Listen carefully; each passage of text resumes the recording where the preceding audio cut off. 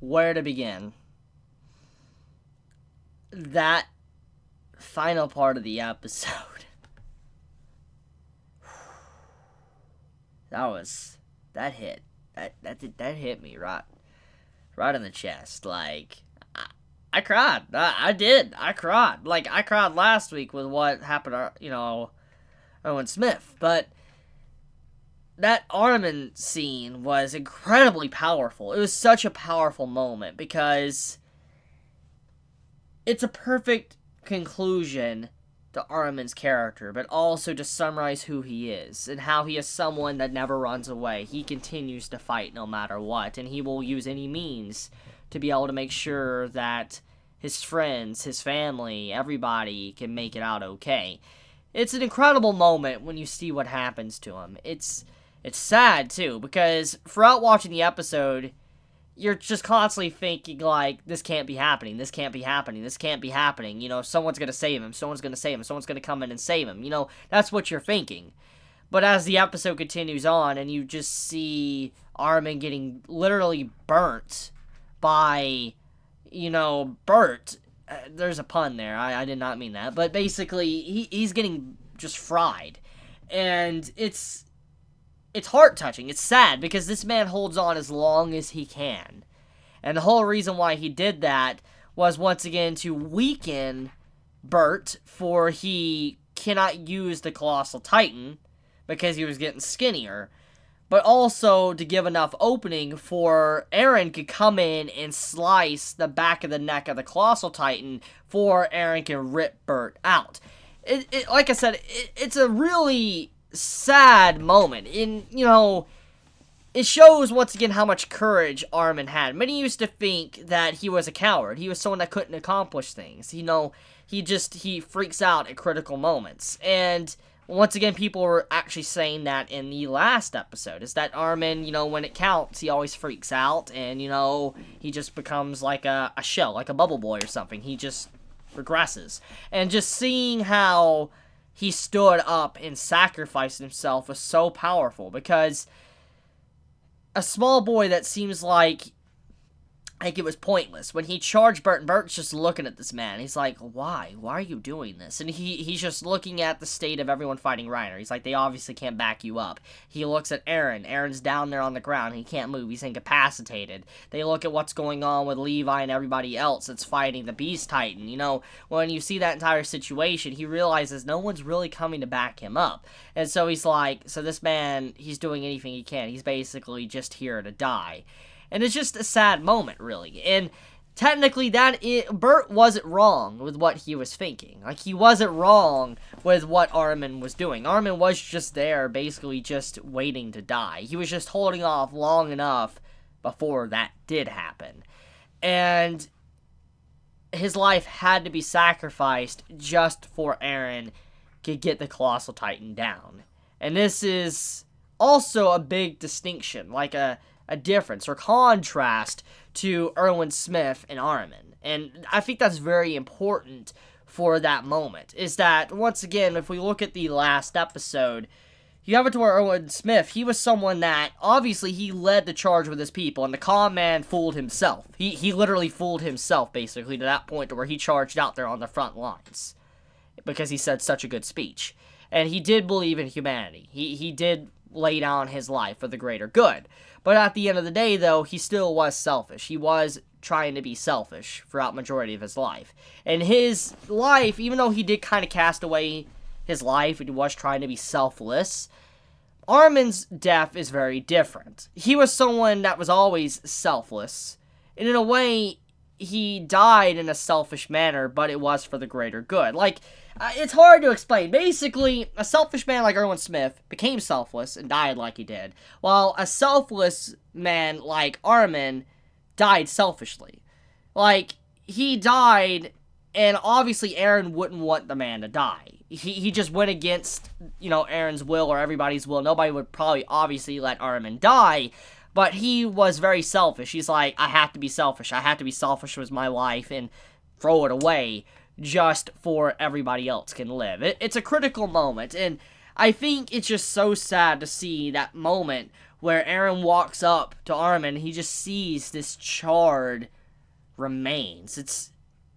Oh, I still have the picture in my mind. It's so sad. And I feel so bad right now because you gotta imagine the emotions that Eren is feeling when he's looking at his friend that he's known since childhood like that, and when he looks at the very man that's responsible, what's he going to do? That's the question. And it doesn't just stop there. There's so many other sad moments to this episode, not just Armin and what happened to him, which is honestly, it takes the cake for a really good episode.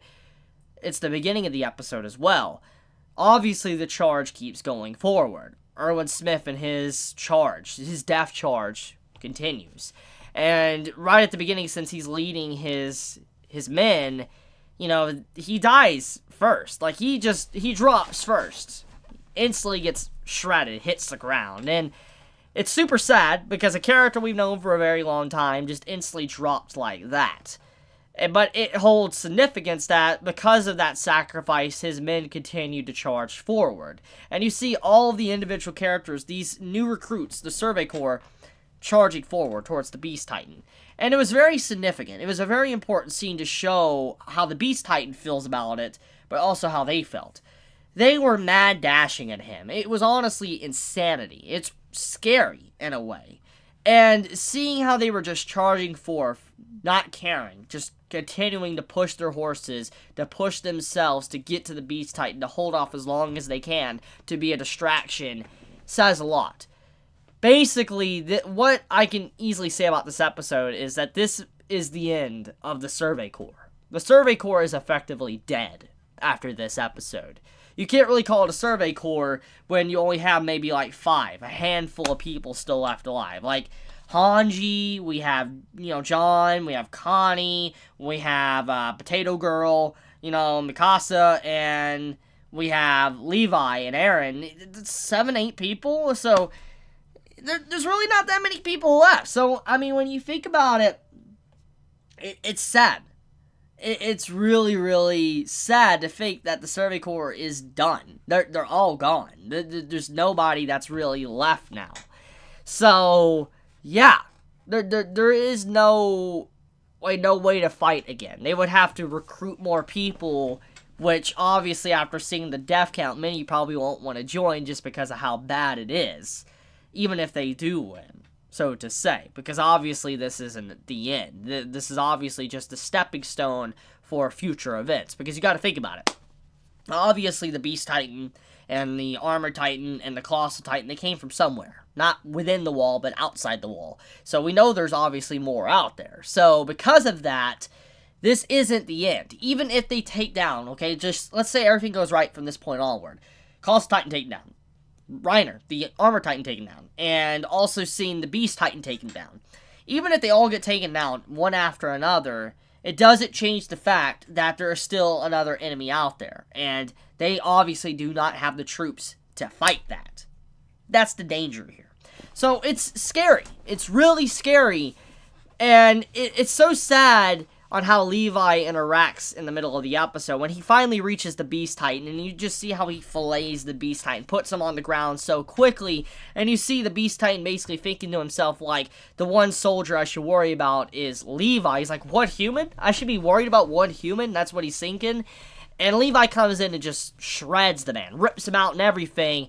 He barely gets away, obviously, but Levi starts to realize, like, if that man gets away, it basically says that everybody's death was pointless. There is no worth in their death.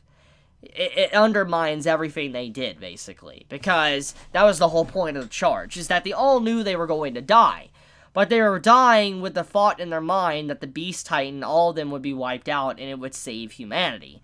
But if the Beast Titan isn't dead, then obviously the operation is a failure, and so everybody that died on that battlefield died for nothing. And so Levi, you gotta imagine his emotions right now. His emotions are running very high because he just witnessed so many men, and we know Levi cares about his men. He puts on a strong face like he doesn't care and all that, but we know he cares. We know he cares about his squad and other parts of the Survey Corps. And when you see his emotions in that moment when he realizes he can't do it. It's so sad. It's super sad. And I felt so bad for the man because he couldn't do anything about it. So that's a problem. Now, talking about the others, let's talk about the Hanji situation. It's good to see that Hanji is alive. That is nice. But it's also showing, once again, that it takes so much to be able to bring down these individual foes. For instance, Reiner.